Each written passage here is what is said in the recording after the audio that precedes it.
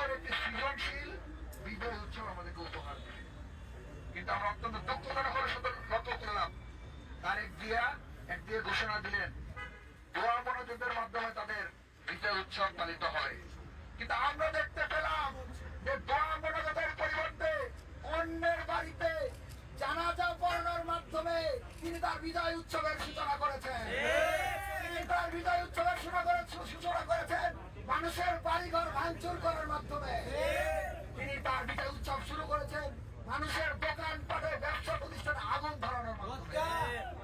উপস্থিতি যে জুলাই শহীদের রক্তের উপর দাঁড়িয়ে আমরা একটি নির্বাচন পেয়েছি, যে ফ্যাসিবাদকে মুক্ত করে আমরা একটি নতুন বাংলাদেশ পেয়েছিলাম, আশা করেছিলাম সেই বাংলাদেশে একটি ইনসাফের বাংলাদেশ প্রতিষ্ঠিত হবে।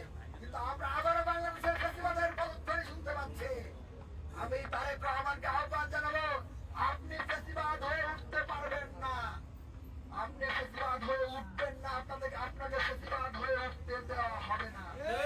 আপনি যদি ফ্যাসিবাদী হয়ে ওঠার চেষ্টা করেন, হয়ে ওঠার চিন্তা করেন, ছাত্র জনতা খুনি হাসিনাকে যেভাবে ঘাড় ধরে লাঠি দিয়ে বাংলাদেশ থেকে তাড়িয়েছে, ঠিক একইভাবে আপনাকে লন্ডন পাঠিয়ে দিতে সময় লাগবে না।